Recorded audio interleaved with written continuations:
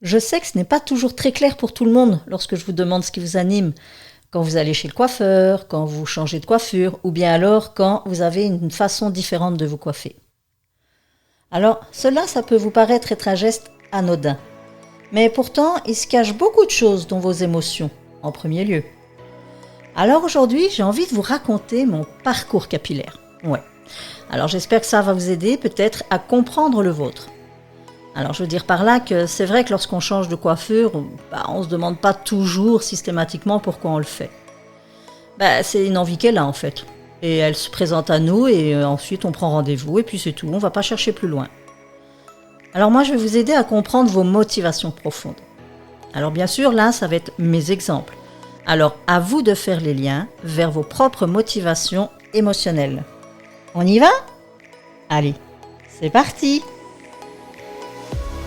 Le cheveu fil de l'âme, le podcast qui tisse des liens entre vos cheveux et vos émotions. Préparez-vous à voyager au cœur de vous-même pour une exploration profonde des racines émotionnelles qui se cachent derrière chaque mèche. Chaque semaine, je viendrai vous parler de mes différentes rencontres, parfois ponctuées de témoignages, et je vous aiguillerai sur la reconnexion à vos émotions pour reprendre les rênes de votre vie et comprendre les messages au travers de vos coiffures.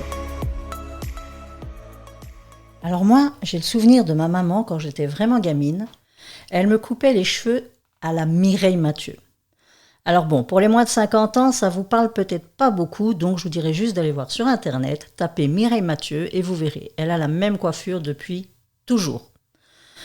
Alors faut savoir qu'on était quand même 5 enfants, et donc ma maman, comme elle vivait seule avec nous, par souci d'économie, elle jouait à la coiffeuse à la maison.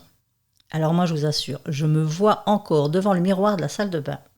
Je devais rester debout, sans bouger, vraiment figée, parce qu'avec ses ciseaux, elle prenait le temps de couper tout autour de ma tête pour être sûre d'être bien alignée. Alors si vous êtes allé voir à quoi ressemble Mireille Mathieu, vous comprendrez exactement c'est quoi. En fait, c'est ce qu'on appelle la coupe au bol. Alors, autant vous dire que il aurait suffi de placer vraiment un bol sur la tête en fait, et puis de couper tout ce qui dépasse. Vraiment, ça ressemblait à ça. Alors ça se faisait tous les mois, un dimanche matin. Alors tout de suite après, moi je me réjouissais de sortir dans le quartier et d'aller rejoindre mes amis. Et évidemment, ça ne manquait jamais. On m'appelait Mireille Mathieu. Alors moi, j'avoue, j'appréciais pas tellement. Parce qu'en fait, pour notre génération, se faire comparer à cette chanteuse-là, franchement, c'était pas très glorifiant. Alors bon, voilà, c'est peut-être pas cool pour elle, mais en tout cas, nous, à l'âge qu'on avait, on n'avait pas spécialement envie d'être comparés avec elle. Mais moi, c'était mon lot quotidien. Après, voilà, c'était une coiffure qui était pratique. Ensuite, je dirais que vers l'adolescence, j'ai laissé pousser mes cheveux. Franchement, c'était pas une priorité pour moi. Ils poussaient de manière assez anarchique et je pense que ma maman devait les couper régulièrement parce que franchement, ado, j'ai jamais eu les cheveux longs. Mais voilà, c'était pas quelque chose qui m'inquiétait en tout cas dans mon apparat, vraiment pas. En fait, mon apparat, j'y portais aucune attention, vraiment. Et puis voilà qu'à 17 ans, moi j'ai entamé mes études de coiffure. Et alors là, j'avoue que pendant toutes ces années, je suis passée par des nombreux styles avec des couleurs assez différentes et des styles très différents. Bon, en même temps, on baigne dedans, c'est vraiment l'occasion où on essaye des nouvelles couleurs, on essaye des nouvelles coupes, on essaye des nouvelles choses en fait. Sans vraiment trop réfléchir, je pense qu'on essaye peut-être, je sais pas si c'était de suivre la mode, mais en tout cas, c'était des choses qui, j'avais envie de tester. Il n'y a que le blond que j'ai pas testé, jamais. Ça, j'avoue que c'est une teinte qui ne m'a strictement jamais attirée. Enfin voilà, mais mes couleurs de prédilection, moi, c'était le noir, le rouge et le cuivré intense, surtout ces deux dernières couleurs-là. Alors à une époque, j'ai porté aussi une coupe qu'on appelait asymétrique. Ça s'appelle toujours comme ça pour ceux qui le font. Donc c'est avec un côté plus long et un côté plus court. Et donc les parties très courtes, donc les parties au contour des oreilles, de la nuque, qui étaient pas rasés mais très très très très courts, ils étaient teints en noir. Et puis la partie supérieure, là où j'avais les longueurs de cheveux, cette partie-là, elle était teinte en roux, mais un roux très intense. Ah, j'ai adoré cette coiffure. Moi, je me souviens quand je la portais, je me sentais tellement bien dedans. Alors, c'était assez voyant pour l'époque et je pense que c'était quand même aussi une manière de se distinguer. Toutes ces couleurs-là, je vous en ai déjà parlé dans un autre épisode, c'est vrai que c'est jamais très anodin. On a souvent un message derrière, conscient ou non, mais en tout cas, on a ce besoin d'être vu, ce besoin de peut-être de revendiquer quelque chose. En tout cas, chez moi, ça a été le cas. Je vais vous expliquer. Parce qu'en fait, c'est vrai que quand j'y repense, pourtant, je suis parfois étonnée parce que autant que je me dirais quelqu'un de discret ou introverti, en fait, à l'époque, je réalise que c'était plutôt un côté extraverti. Alors, parfois, c'est vrai que je me sentais plutôt rebelle, voire revendicatrice. Donc, je pense que ces couleurs-là, elles m'ont aidée aussi, j'imagine. Ce que je me souviens surtout quand j'y pense, c'est que j'avais un mal-être assez profond, dans le sens où j'avais déjà expliqué aussi. Je me sentais jamais vraiment, de par ma petitesse, je me suis souvent sentie moins que les autres. Moins, mais dans tous les domaines. Moins jolie, moins intelligente, moins tout ce qu'on veut. Et je pense que là, à travers cette coiffure, mes cheveux ou quoi, c'était quelque chose qui me démarquait. Et je pense vraiment que c'est comme ça que j'ai pu le vivre à l'époque. Et que je vivais même très bien parce que, oui, évidemment, ça attirait les regards. Alors, les regards, pourquoi? Est-ce que c'était juste pour ma coiffure? Est-ce que c'était vraiment pour moi? Je ne sais pas. Mais bon, déjà, attirer un regard, je pense qu'à l'époque, ça me convenait déjà pas mal. Alors, je réalise en fait que, en prenant conscience de tout ça, quand je vous le raconte, c'est vraiment... quand je remémore ces années, je vous dis, quand je m'y vois encore, c'est fou comme on peut, à ce moment-là, avoir déjà des choses à exprimer qui peut-être à l'époque en tout cas ne m'ont peut-être pas marqué, n'ont peut-être pas été perçues de cette manière-là. J'y trouvais peut-être juste la beauté de la couleur. Sincèrement, je ne sais pas. Quand j'y pense, je me dis, je pense que j'étais quand même consciente de certaines choses. En tout cas, côté rébellion, ouais. Ça, je pense que c'était tout à fait moi. Parce que je vous dis, avec le mal-être, c'était ma manière un petit peu de faire ma sauvageonne, quelque part, si je peux dire ça comme ça. Alors, c'est vrai que toutes ces couleurs-là que j'ai portées, donc je vous dis principalement le rouge et le cuivré, il y a une époque où j'ai tenté le noir. Alors, le noir, j'avoue que c'était une période où j'avais les cheveux lisses, ils ont toujours été naturellement lisses, légèrement ondulés. Et moi, je trouvais ça super beau. Je ne sais pas pourquoi, à ce moment-là, le noir, je pense que c'était de nouveau, si je veux m'en souvenir, il y avait peut-être encore une revendication. Je ne sais pas. Ce que je me souviens, c'est après. C'est-à-dire que ce jour-là, mon compagnon de l'époque, il est venu me chercher au salon. Quand je suis rentrée dans la voiture, la première chose qu'il m'a dit, c'est « on dirait une tute », n'est-ce pas? Et il m'a dit sincèrement, si demain tu sors du salon avec cette couleur-là, tu ne rentres pas dans la voiture. Un peu violent, trouvez pas? Mais bon, moi j'avoue que j'étais amoureuse, prête à tout, donc voilà, et pas spécialement m'écouter moi. Alors imaginez-moi, en tout cas, je vous assure que sur le moment même, moi qui étais super heureuse de ma couleur, là j'ai pris une douche froide, même glaciale. Alors je vous dis, j'avais un côté quand même un peu soumise, et donc pour obéir à l'injonction de mon chéri, il a fallu que je fasse quelque chose pour essayer d'atténuer. Sauf que je n'étais quand même pas soumise au point de faire un carnage dans mes cheveux. Non. Parce que j'avais deux choix. Donc, c'est-à-dire que soit on mettait un produit dessus, mais léger, qui allait légèrement dégorger la couleur. Et pour ça, l'idée, c'était de faire une permanente, parce qu'on savait que ça éclaircissait un peu les cheveux. Mais bon, pour éclaircir du noir avec une permanente, il faut déjà y aller. Disons que ça aide à dégorger, mais sans plus. Alors, sinon, il y avait la possibilité du blond décoloré, donc le décapage, quoi. Et là, j'ai dit non. Non, parce que premièrement, j'allais me retrouver avec des cheveux certainement plutôt dans les tons orange, puis il aurait fallu les recolorer. En tout cas, j'avais pas envie d'abîmer mes cheveux à ce point-là. Donc, on a pris l'option permanente, ce qui fait que je me suis retrouvée toujours noire, mais en plus avec des boucles. Mais bon, voilà, moi, c'est resté comme ça. Le lendemain, j'avoue que mon chéri qui est venu me chercher, il m'a quand même laissé rentrer dans la voiture, mais par contre, j'ai eu l'image et pas le son, et ça a duré quelques temps. Mais bon, c'est un vieux souvenir. Ensuite, chez moi au salon, lorsque j'ai remplacé la coloration d'oxydation par le henné, j'ai souvent de nouveau appliqué tout ce qui était cuivré intense. Je me sentais tellement bien dans cette couleur, en fait, quand j'y pense encore aujourd'hui, c'est vrai que c'était vraiment les moments où je me vois encore visuellement avec cette couleur-là sur la tête et j'adore. J'adorais, mais j'adore encore aujourd'hui. Je savais que cela attirait toujours l'œil. Maintenant, est-ce que j'en avais besoin? Si je vais être sincère, moi je pense que oui, vraiment. Alors, il y avait plein de raisons qui me viennent à l'esprit. Je pense qu'il y avait aussi toute une période où j'étais toute seule, donc peut-être sans vie de couple ni rien. J'avais peut-être envie d'attirer le regard, d'attirer un petit peu, de me montrer en fait, de montrer que je suis là. Parce que j'ai beau être petite, mais bon, avec un catadiop sur la tête, je pense qu'on peut être visible. Donc voilà, je pense que franchement, je crois que ça jouait vraiment dans mon apparat. Alors, il y a une autre période charnière dans ma vie où j'ai voulu me tondre les cheveux. Alors, quand je disais les tondre, c'est pas les raser totalement, hein. C'était juste passer la tondeuse, ce qui fait qu'il me restait quoi, demi-centimètre, 1 centimètre à peine sur la tête. Je me souviens très bien de c'était une idée, ça, qui me trottait dans la tête, mais depuis plusieurs mois, mais je sais pas pourquoi, j'osais pas franchir le cap. Ce que je me souviens aussi très bien, c'est que c'était assez chaotique dans ma vie à l'époque. Je vivais un vrai ras-le-bol général. Alors, je rentre pas dans les détails, mais il y avait beaucoup de choses qui s'étaient accumulées qui faisaient que, ouais, je crois que je saturais un peu, j'en avais marre, je savais pas trop où j'allais, ni comment j'y allais, enfin bon. Et donc, je pense que l'envie de me tondre m'a peut-être laissé croire que j'allais obtenir un certain soulagement, comme si je me débarrassais de quelque chose qui m'ennuyait. Et surtout quelque chose dont j'ai le contrôle, parce que mes cheveux, j'ai le contrôle, comparativement à d'autres points qui étaient hors de portée pour moi.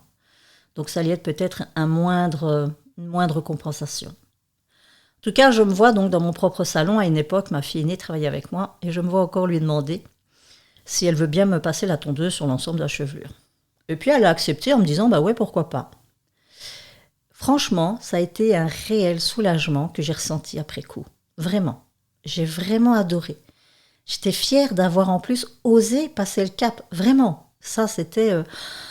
rien que de vous le dire, je le sens encore, ce soulagement, c'était mais waouh. Mais c'était plus un waouh, pas tant pour le résultat, mais ouais, je crois que c'est d'avoir osé. Alors, me raser totalement sans cheveux du tout, je ne l'ai jamais fait, j'y ai jamais pensé, mais en tout cas, déjà là, passer ce cap-là, c'était vraiment ouais, un soulagement. Parce que, comme je vous dis, là où j'avais le contrôle, c'était déjà de me dire, bon, bah, j'ai plus à me laver les cheveux, en tout cas, dans le sens où, oui, me laver les cheveux, je le fais, mais ça allait être tellement vite fait, comparé, j'avais plus d'entretien à faire. Alors, c'est un peu paradoxal, hein, par rapport à mon métier, où qui veut que j'adore jouer dans vos cheveux et les entretenir, les coiffer et faire des choses avec. Mais pour les miens, non, ça passait au second plan. Et puis là, bah, à cette époque-là, c'était des années plus tard, c'était un autre compagnon à l'époque. Et je me souviens quand je suis arrivée à la maison, il m'a regardé, il m'a dit « C'est pas grave, ça pousse, ça repoussera ». Donc ça voulait tout dire, je sais qu'il n'aimait pas du tout. Alors mes autres enfants, moi, bah, ils ont trouvé ça un peu court, mais en fait, ils se sont vite habitués. Il y a juste mon fils. Mon fils, lui, il m'a dit et tu fais un concours avec moi pour savoir qui aura les cheveux les plus courts. Je comprends pas C'était quoi l'idée? Bah, je lui dis l'idée, c'était que j'avais envie, moi, de me faire plaisir et c'est tout. Bon, voilà, il a accepté, mais c'est vrai qu'il il pensait que j'avais même les cheveux plus courts que lui, surtout. Hein. Et dans son idée, c'était, bah oui, les garçons aux cheveux courts, les filles aux cheveux longs. Je dis pas qu'il est aussi primaire, mais je pense qu'il y a eu un peu cet instinct-là sur le moment même de se dire, mais enfin, maman, t'as les cheveux plus courts que moi. Mais voilà, c'est passé. Moi, en tout cas, je suis restée bien dedans, ça m'a fait du bien. Mais bon, il y a toujours encore ce petit côté où on se dit on a envie de faire plaisir aux autres. Et c'était... à l'époque aussi, il faut savoir que par contre, en m'étant entendue, je sais que j'avais retiré aussi des vieilles couleurs. C'est-à-dire que j'avais laissé pousser et j'avais des repousses tellement longs que je m'étais dit c'était l'occasion en même temps pour rester grise, parce que j'avais envie aussi d'arrêter les couleurs. Donc c'est vrai que ça a été facile pour moi d'enlever le tout et de me retrouver donc avec mes cheveux gris.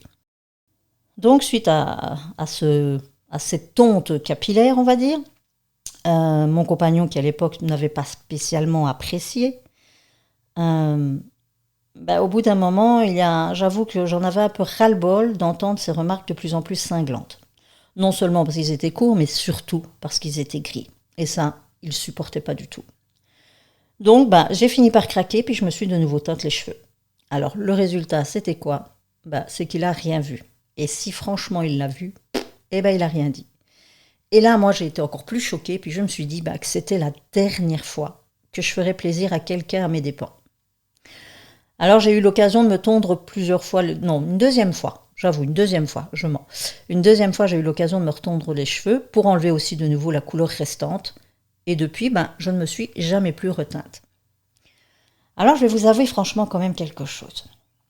J'avoue que ces dernières années, il m'est souvent arrivé de vouloir me recolorer avec ce cuivré intense. Quand je vois des femmes parfois dans la rue avec cette couleur, je me dis mais c'est si beau, vraiment c'est si beau. Puis je ne l'ai jamais refait, pourquoi? Simplement parce que je voulais rester plus congruente envers mes clientes et envers mes idées du salon. J'ai tellement tanné mes clientes pour arrêter les couleurs et garder leurs cheveux naturels que j'allais pas être très cohérente si d'un seul coup j'arrivais avec mes cheveux colorés. Donc vous allez vous dire, oui, mais tu vois, tu l'as encore fait pour plaire aux autres. Eh bien non, franchement. Parce qu'en fait, j'ai souvent remarqué que chaque fois que je changeais de couleur ou de coiffure en lien avec le fait de croire que j'allais me sentir mieux dans ma peau, j'avais tout faux. Et franchement, même si sur l'instant j'étais contente, c'était de courte durée, parce que cela ne réglait en fait en rien le réel souci sous-jacent. Donc c'est vrai que sur le moment même, demandez-vous aussi peut-être mesdames, quand vous allez chez le coiffeur ou quand vous avez envie d'un grand changement, c'est souvent parce que dans votre vie il y a un grand changement, et donc c'est un plus que vous apportez, ou c'est comme un truc que vous dites, ça c'est sous le contrôle quelque part, et donc ça je peux gérer, donc je vais faire comme j'ai envie. Puis même si vous vous sentez bien sur le moment même, vous réalisez que ça ne va pas régler les autres, on va dire, les 4 soucis qui sont à côté. Mais bon, voilà. Si on se fait plaisir quand même en le faisant, faut pas se gêner. Donc j'avoue qu'encore aujourd'hui, parfois je pense à me tomber et il m'arrive de ressentir un ras-le-bol. Je sais que ça va de nouveau rien régler parce que j'ai bien d'autres choses à mettre en place pour aller mieux.